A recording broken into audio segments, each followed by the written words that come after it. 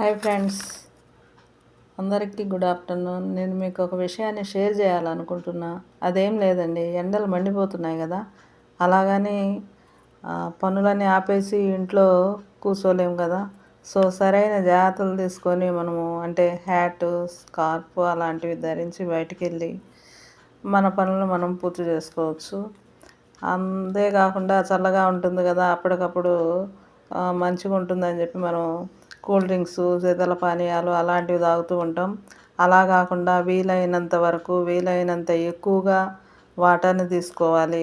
Water content బాడీలో తగ్గినట్లయితే body డీహైడ్రేషన్కి గురవుతుంది. దానివల్ల చాలా ప్రాబ్లమ్స్ ఫేస్ చేయాల్సి ఉంటుంది.